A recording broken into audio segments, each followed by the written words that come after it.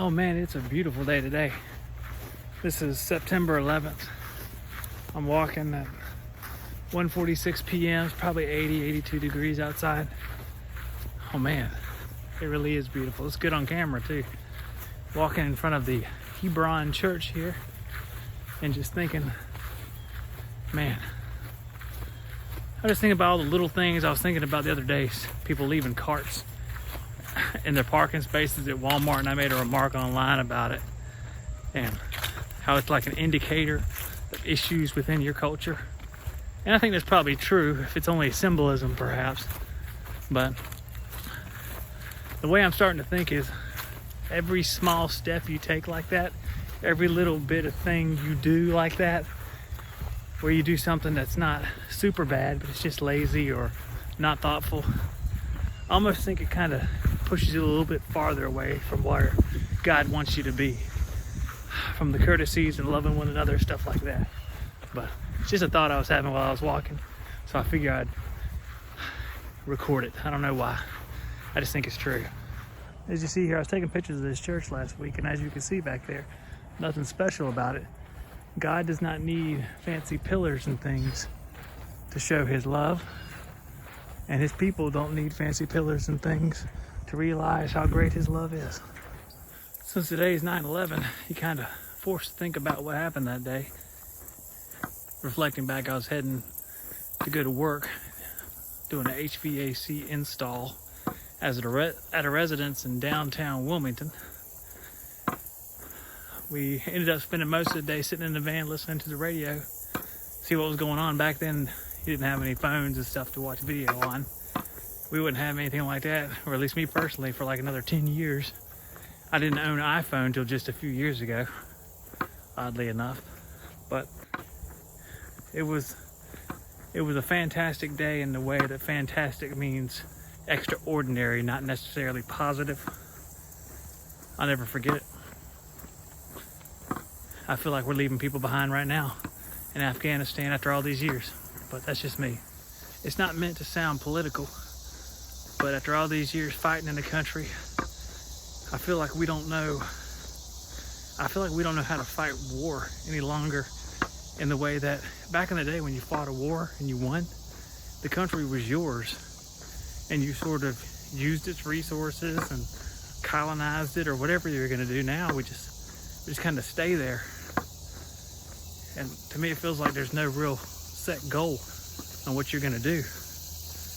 And after all these years in Afghanistan, I feel like we're leaving there and it's just going to devolve right back into what it was before. So I feel bad for the U.S. servicemen who obviously fought and died over there, or even injury or spent time there. I want their lives to have a purpose and their bravery to have, I guess, a goal to it that they can be proud of. And I know people fight, and I know people that fought in Iraq, and I don't want them to have a feeling like they did something for nothing, because what they did was so brave, and we can never repay them for what they've done. The Bible says there's no greater love than to lay down your life for one of your friends. And essentially everyone that died over there was laying down his life for one of his countrymen, his friends included. So I just want to make sure that when we send these people off and they die or fight or wounded or what, that there's a reason for it and there's a goal to it. And I know sometimes there is. It's not always this way, but this time I really wonder what's going on and what's going to happen in the future now that we've left there and left people behind. I don't know, it doesn't seem right what's going on. I'm not sure of all the details, obviously. I'm not in the government, but it just doesn't seem right to me. So I do vlogs every week for my health stuff. Yeah. Mallory, you've been on the blog before. I know. So Mallory and I came out to Moores Creek National Battlefield to do some walking. I wouldn't call it hiking because there's a walkway made of soft rubber mulch. Yeah. It's not like you're hiking up a mountainside or something. Yeah. But Mallory, why was our exercise cut short? Drunk bikers. The park had several drunk bikers in it that were wandering around the trails, so we decided it would be better if we not visit the park. Daddy didn't want to have to throw hands with the biker. I don't think it was throw hands. It was, you know, you try to actively avoid situations that are going to cause you potential harm. I don't think Daddy's going to beat up 10 bikers. You would for me. No.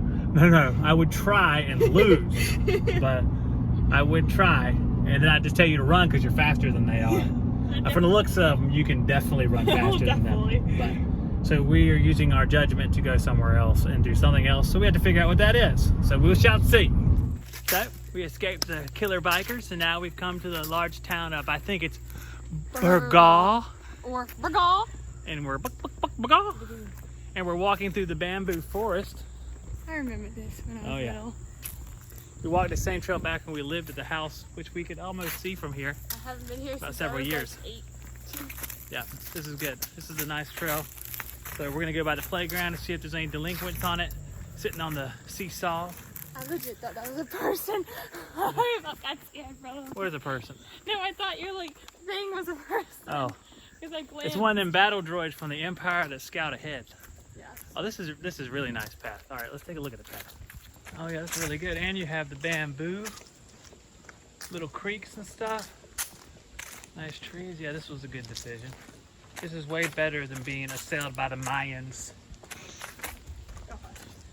That is Burgaw Middle School. School I went to as a child. Not much younger than this person here. Same ball fields and stuff and everything.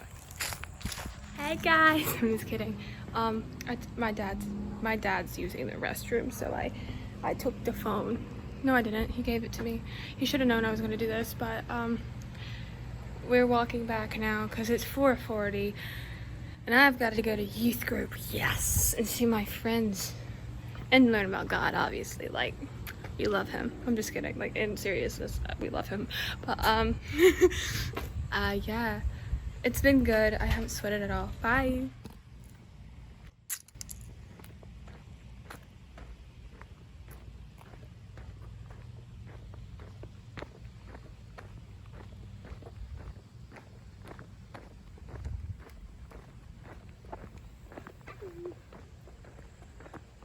My, you're good at that.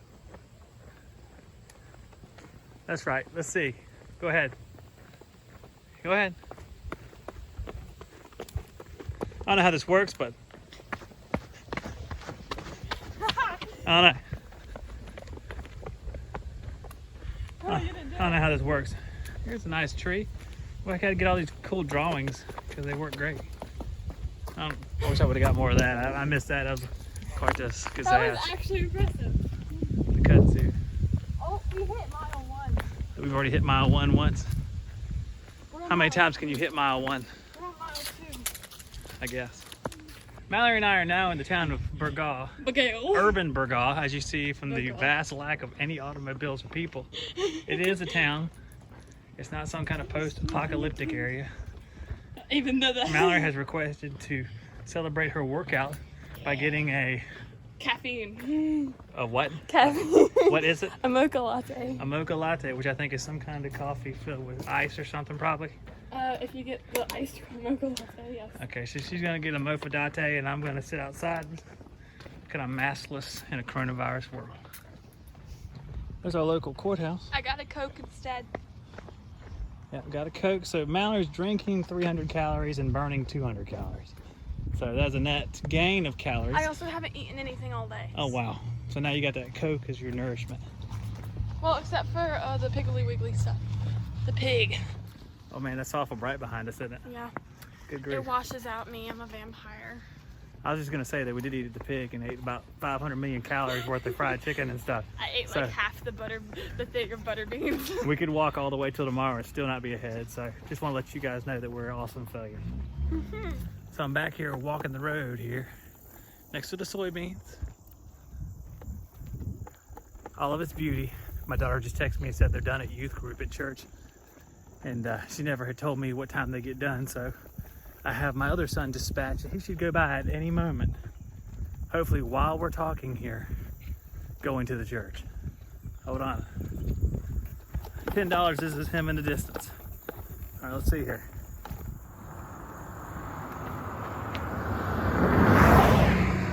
Yeah. There he goes, going to the church.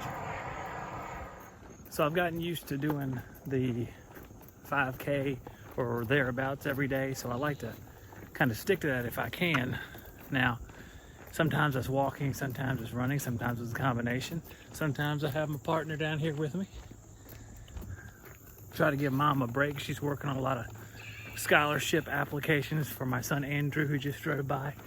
He wants to go to either a service academy like West Point, which is really difficult to get into, or go to Citadel, which is really expensive. So if we're gonna be able to send him there, we're gonna have to get some sort of scholarship. So she works on that stuff, and she's real stressed out, so it's not a big deal to put old Toots down here and give him his little fun game tablet and let him go to town. So that's what I try to do. So